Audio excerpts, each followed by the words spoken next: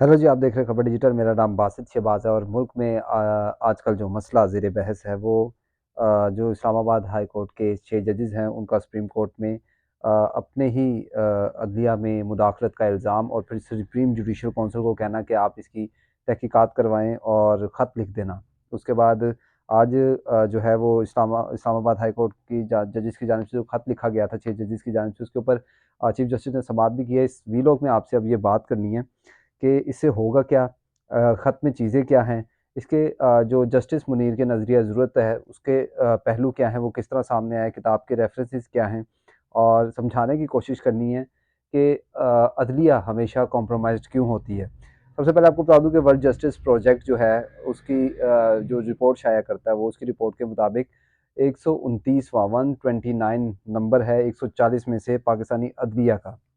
तो ये हाल है जिसको चीफ जस्टिस पिछले दिनों एडमिट भी कर चुके हैं कि मैं मानता हूँ, जब वो डीएचए केस हुआ था उसके ऊपर व्लॉग भी किया था मैंने कि अदलिया की जो है सूरत हाल जो है वो बुरी है। आज जो डेवलपमेंट सामने गालिबन कल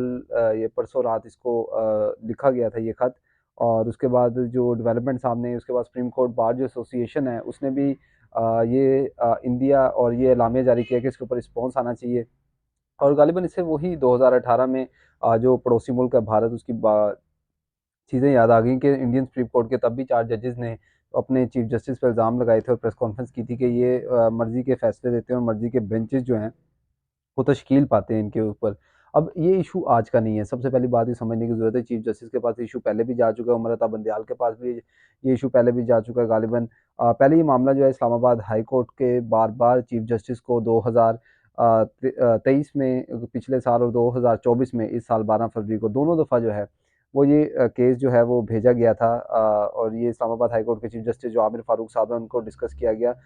उनके साथ डिस्कस किया गया, जिसके बाद उनकी तरफ से कोई रिस्पॉन्स ना आने की सूरत में सुप्रीम जुडिशल काउंसिल में ये मामला जाता है। अब ख़त के मतन आपसे शेयर कर लेते हैं, ख़त में वो कहते क्या है, उसके बाद नज़रिया ज़रूरत और तारीख़ के पहलू से आपको बताएँगे कि जब हमें ये लगता था कि जस्टिस मुनीर का नज़रिया ज़रूरत इफ्तिखार चौधरी और पीसीओ जजेस के हल्फबर्दारी के बाद जब जस्टिस इफ्तिखार चौधरी के लिए मुहिम चलाई गई थी, तो हमें लग रहा था कि शायद अब जो है वो अदलिया स्ट्रॉन्ग होके, तगड़ी होके सामने जो है वो आएगी। और उसके बाद ये लगा इस वजह से भी क्योंकि फ़ौजी आमिर और एक मजबूत शख्स परवेज़ मुशर्रफ के खिलाफ जो है वो इस मुल्क में केसेस चलाए गए, इस मुल्क में गद्दारी के मुकदमा चलाए गए, आइन तोड़ने के मुकदमा चलाए गए। लेकिन वही अदलिया तब खामोश रही, वो अदलिया में उसी अदलिया ने नवाज़ शरीफ को घर भेजा, उसी अदलिया के इस्लामाबाद हाई कोर्ट के अंदर से इमरान खान को घसीट के लेके जाते रहे, 3 मुकदमात में उनको सज़ाएँ हुई। उसी हाई कोर्ट ने, उसी अदलिया ने, उसी सुप्रीम कोर्ट ने जस्टिस साकिर निसार जैसे लोग भी देखे हमने आते हुए, उमर अता बंदयाल जैसे लोग भी देखे, और उसी अदलिया में हमने यूसुफ रज़ा गिलानी को तौहीन अदालत पर घर जाते हुए भी देखा। ख़त के मतन क्या है? ख़त के मतन आपके साथ शेयर कर लेता हूँ, जो चीज़ें उनमें उन्होंने डिस्कस की हैं। इस्लामाबाद हाई कोर्ट के जो 6 जजेस की जानिब से ख़त लिखा गया है, उसमें उन्होंने कॉपी भी अटैच की है। 2023 में जो उन्होंने इस्लामाबाद के हाई कोर्ट के चीफ जस्टिस आमिर फ़ारूक के नाम ख़त लिखा था,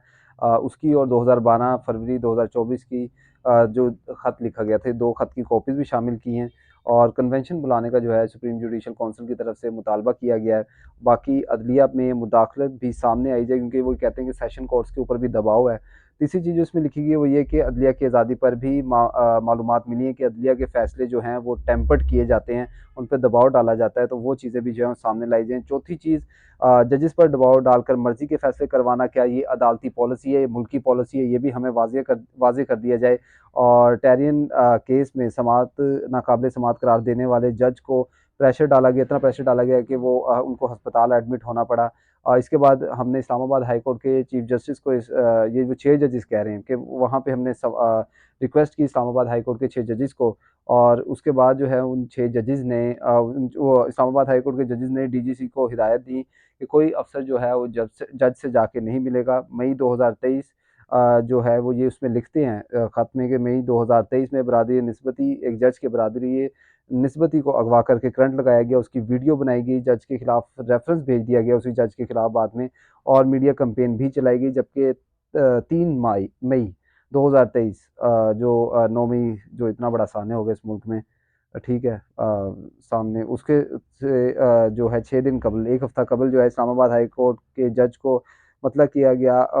जो है वो बुलाया गया, और सेशन जज पे दबाव डाला गया और ना बात मानने की सूरत में उन्हें एसडी कर दिया गया और वो बहावलपुर में गालिबन जो है वो सेशन जज तैनात हैं। इसके अलावा ख़त में ये भी है कि 2023 में एक जज के घर से कैमरे बरामद हुए जिसमें सिम कार्ड भी था और ये कैमरे उनके पूरे घर में थे, उनके मास्टर बेडरूम में थे, जहाँ वो अपनी फैमिली के साथ थे, जहाँ वो अपनी बेगम वगैरह के साथ थे। उनके अंदर से वीडियोज़ भी बरामद हुई हैं और लगातार ये ट्रांसमिट हो रहे थे सारा डाटा।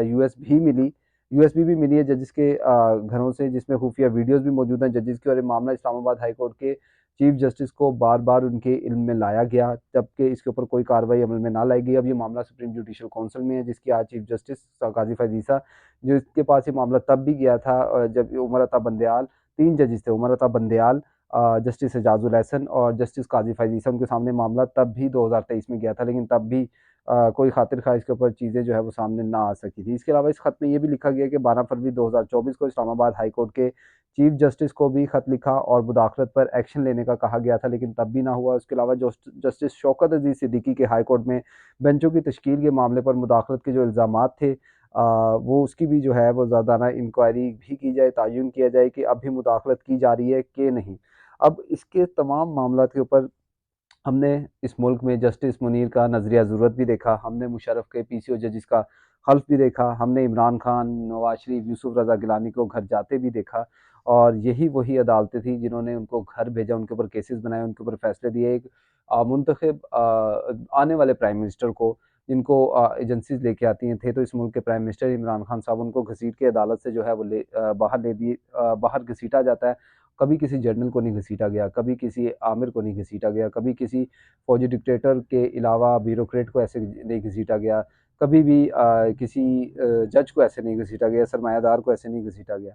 तो ये चीज़ें हैं पाकिस्तान में और ये चलती आएँगी, इससे कुछ हासिल नहीं होगा और ये केस भी आज मीडिया की ज़ीनत है, कल को ये केस जो है वो ख़त्म हो जाएगा और शाज़ व नादिर जो है इसके ऊपर इंक्वायरी की चीज़ें आपको कुछ यूट्यूबर्स भी लोग जो सुप्रीम कोर्ट को कवर करते हैं वो दुकानदारी चमकाते हुए नज़र आएँगे, जबकि इससे ना आवाम को कुछ हासिल होना है, ना यहाँ पे मौजूद जो पसमानदा तबका है उनको कुछ हासिल होना और यही वही जजेज़ हैं जिनके पास बलोचों के केसेस भी जाते हैं लापता अफराद के, ये वही जजेज़ जिनके पास सियासी केसेस भी जाते हैं, ये वही जजेज़ जिनके पास पाकिस्तानी इदारों के केसेस भी जाते हैं और बारहा ये जो है मुदाखलत का ज़िक्र जो है, वो आज नहीं और कई अरसे से ये सामने आता नज़र आ रहा है और ये भी उसी सिलसिले की कड़ी है क्योंकि पाकिस्तान की सारी बीमारियों की जो जड़ है वो गालिबन हमें 1980 की दहाई जनाब मर्द मोमिन मर्द हक जनाब ज़ियाउल हक साहब के दौर से ही नज़र आती है। तो उस दौर में सबसे पहले हम जब भी अदालत से कोई फ़ैसला आता है तो हम 2 किस्म की वर्डिंग जो है वो बड़ी आसानी से सुनते हैं जिसमें नज़रिया ज़रूरत का ज़िक्र होता है। नज़रिया ज़रूरत या फिर ये कहा जाता है कि नज़रिया ज़रूरत के ऊपर फ़ैसला दिया गया या ये फ़ैसला जो है वो नज़रिया ज़रूरत के तहत दिया गया। तो इन दोनों चीज़ों में फ़र्क क्या है? नज़रिया ज़रूरत को पहले समझने की ज़रूरत है कि नज़रिया ज़रूरत है क्या? नज़रिया ज़रूरत बेसिकली एक टर्म है कि एक तरफ आइन और कानून की बालादस्ती उसके मुताबिक फ़ैसला देने की गुंजाइश हो, जबकि एक उसी जज के पास दूसरी तरफ मफ़ाद आमा के तकाज़ों को पूरा करते हुए जब एक्स्ट्रा ऑर्डिनरी कोई फ़ैसला दे दिया जाता है कि जी मफ़ाद आमा का फ़ैसला है, इस वजह से उसने आइन और कानून बलाए ताक रख दिया और ये ऐसी एग्ज़ाम्पल आपको कई ममालिक में और कई फ़ैसलों में, कई जुडिशरी के फ़ैसलों में जो है वो नज़र आएँगी। और ये बेसिकली नज़रिया ज़रूरत का कॉन्सेप्ट था। अब नज़रिया ज़रूरत बना कहाँ से? इसमें गवर्नर जनरल का क्या किरदार रहा और उसके बाद जो है पाकिस्तानी मुसन्निफ़ हैं एक बेसिकली आसिफ़ महमूद की हालिया किताब जो शाया हुई है पसे कानून, वो एक किताब शाया हुई थी उनके पसे कानून, उसमें एक वाक़या दर्ज है और तारीख़ के पहलू से आपको समझाने की कोशिश करूँगा, बताने की कोशिश करूँगा कि नज़रिया ज़रूरत के तहत किस तरह पाकिस्तान को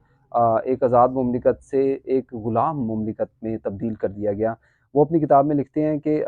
जो आसिम महमूद हैं, वो खुद भी एक वकील थे और उन्होंने जस्टिस मुनीर के फ़ैसले का मुफ़स्सिल जायज़ा लिया था, उस वक़्त जो फ़ैसला दिया गया था। वो लिखते हैं कि मौलवी तमीज़ुद्दीन के वकील डीएम जो प्रित थे और गवर्नर जनरल की वकालत जो है वो उस टाइम सर जंजीरकर्स कर रहे थे। गवर्नर जनरल ने वकील को फ़ीस दी थी, वो उस वक़्त के चीफ़ जस्टिस और पाकिस्तान की तनख्वाह से 7 गुना ज़्यादा थी। दूसरी जानिब ये हालत थी कि मामला जब ये पहले मामला जो है जो फ़ैसला आया था, वो चैलेंज किया गया था सुप्रीम कोर्ट में। ये मामला पहले सिंध हाई कोर्ट में जो है वो चल रहा था। सिंध हाई कोर्ट के बाद जो है फेडरल कोर्ट में पहुँचा तो मौलवी तमीज़ुद्दीन के पास वकील को देने की पैसे तक ना थे। इनकी वकालत आई चंद्रीगर ने की थी। अब ये देखना है कि जब सुप्रीम कोर्ट ने ये करार दिया कि पाकिस्तान एक आज़ाद रियासत ही नहीं है, सिंध हाई कोर्ट में गवर्नर जनरल की जानिब से अदालत में जो मौक़िफ़ पेश किया गया था, इसके रूह से पाकिस्तान अभी तक गवर्नमेंट ऑफ इंडिया एक्ट के तहत चल रहा था, क्योंकि जब माउंटबेटन ने ये डिवाइड किया था, मुल्क की सरहदें डिवाइड की थी, और तब उन्होंने कहा था कि पाकिस्तान के अंदर जो है, जब तक नई कानून साज़ असम्बली अपना आइन नहीं बना देती, तो पाकिस्तान के अंदर जो आइन है वो 1945 के जो इंतखाबात हैं उनका चलेगा, और उसके तहत वही असम्बली जो है वो चलेगी। और वो असम्बली जो थी वो जो बनाई गई थी वो मलका बरतानिया के विजनरी, या आप कह लें उनके अम्ब्रेला के अंदर बनाई थी। इसमें गालिबन 69 या फिर 69 गालिबन या 78 लोग थे, जिसमें 44 जो थे वो मशरक़ी पाकिस्तान से, वहाँ पे भी मशरक़ी पाकिस्तान की जो थी वो वैल्यू ज़्यादा थी। अब इस हवाले से जो है वो आज़ाद मुल्क नहीं, ये एक महकूम रियासत है जिस पर हाकमियत ताज बरतानिया की है, और दस्तूर साज़ असम्बली के किसी कानून को इस वक्त तक कोई हैसियत नहीं, जब तक मलका के नुमाइंदे के तौर पर गवर्नर जनरल इसकी तौसीक नहीं करता। गवर्नर जनरल के मुताबिक चूँकि बादशाहत मलका की है, मलका हाकिम है इस मुल्क के, और इख्तियारात मलका के पास हैं, इसलिए इसका नुमाइंदा अगर असम्बली को घर भेज देता है, तो इस नुमाइंदे के हुक्म को चैलेंज नहीं किया जा सकता। नुमाइंदे का हुक्म मलका का हुक्म होता है, और मलका के हुक्म की ताबी की इजाज़त नहीं है। ये कि अदलिया और अदालत के पास भी ऐसा कोई इख्तियार नहीं है कि वो मलका के नुमाइंदे के खिलाफ रिट की समाअत जो है वो कर सके। सिंध हाई कोर्ट ने गवर्नर जनरल का ये मौक़िफ़ तस्लीम करने से इनकार किया था, जो गवर्नर जनरल ने उस टाइम मौक़िफ़ दिया था, और करते हुए तमीज़ुद्दीन के हक़ में फ़ैसला दिया था, और करार दिया था कि पाकिस्तान एक आज़ाद रियासत है, और ये इंडियन इंडिपेंडेंस एक्ट 1947 में लिखा हुआ है। नेज़ अदालत ने यह भी कहा था कि पाकिस्तान के मामलात में अब पाकिस्तान की असम्बली ही फैसला साज है, और गवर्नर जनरल असम्बली तोड़ नहीं सकता। असम्बली सिर्फ इसी सूरत में तहलील हो सकती है जब वो खुद 2/3 अक्सरियत से इसका फैसला कर दे। ये इख्तियारात अदालत सिंध हाई कोर्ट ने उस वक्त असम्बली को दिए थे, जबकि गवर्नर जनरल जो कह रहे थे वो कहते कि मैंने असम्बली तोड़नी है, गवर्नर जनरल के इख्तियारात नहीं थे, सिंध हाई कोर्ट ने फैसला दिया था। अदलिया ने मजीद वजाहत की थी कि गवर्नर जनरल का इंतखाब भी हमारा ही था, और हमने माउंटबेटन की बजाय कायदे आज़म को गवर्नर जनरल बनाया। चीफ जस्टिस कॉन्स्टेंटाइन ने लिखा कि कायदे आज़म के दौर की रिवायत थी कि असम्बली ने जो कानून बनाया था वो गवर्नर जनरल की मंजूरी का मोहताज नहीं, वो आज़ाद मुल्क की पार्लियामान का बनाया हुआ कानून है। सिंध हाई कोर्ट का इस फैसले को सुप्रीम कोर्ट में चैलेंज कर दिया गया, जिसने हैरान कुन तौर पर जस्टिस मुनीर की सरबराही में गवर्नर जनरल के मौक़िफ़ को तस्लीम कर लिया, यानी आइन की रूह को गर्दानते हुए ये तस्लीम कर लिया कि गवर्नर जनरल का मौक़िफ़ दुरुस्त है, और सिंध हाई कोर्ट के फैसले को कलअदम करार दे दिया। तसव्वुर कीजिए, मुल्क के क़याम के 9 साल बाद मुल्क की सबसे बड़ी अदालत ये तस्लीम कर रही है जनरल अयूब के दौर के अंदर, कि मुल्क एक आज़ाद मुल्क नहीं है पाकिस्तान, और बरतानवी क्राउन के नुमाइंदे के सामने इस पूरी पार्लियामान की कोई हैसियत नहीं है। यहाँ आज भी कॉलोनियल स्टेट है, ठीक है, और जो कॉलोनियल निज़ाम है वो चल रहा है। असम्बली सालों की मशक़ के बाद भी कोई कानून बना दे तो बादशाह के निज़ाम के नुमाइंदे ये हक हासिल है कि वो इसे उठाकर रद्दी की टोकरी में फेंक दे, जिसके बाद गालिबन आसिफ अली ज़रदारी को क्रेडिट जाता है कि उन्होंने सदर के इख्तियारात जो हैं वज़ीर आज़म को ट्रांसफ़र और असम्बली को ट्रांसफ़र जो है कर दिए थे। ये नज़रिया ज़रूरत के तहत एक फ़ैसला था जस्टिस मुनीर का, जिसने इस मुल्क को गालिबन मार्शल लॉ की हिमायत के लिए जो है वो पेश कर दिया। इस मुल्क में तरक्की की राह को रोका गया। अदलिया का किरदार किस तरह आज भी, वो चीफ जस्टिस काज़ी फ़ैज़ ईसा साहब हों, वो उमर अता बंदयाल साहब हों, या जस्टिस साकिब निसार साहब हों, वो अदलिया का किरदार, या चीफ जस्टिस इफ्तिखार चौधरी साहब हों, अदलिया का किरदार किस तरह यहाँ पे मुबैना तौर पर जो है वो फ्रॉड का किरदार है। और इसी केस से जो आज हुआ, इससे भी ना तो कोई पॉलिटिकल फ़ायदा होगा, ना कोई रेवोल्यूशन सामने आएगी, ना इवैल्यूएशन सामने आएगी, और ये केस गालिबन आपको आज से कुछ दिन बाद सिर्फ चंद यूट्यूबर जो हैं वो करते हुए नज़र आएँगे, और इलेक्ट्रॉनिक मीडिया, प्रिंट मीडिया इसको कवर भी नहीं करेगा।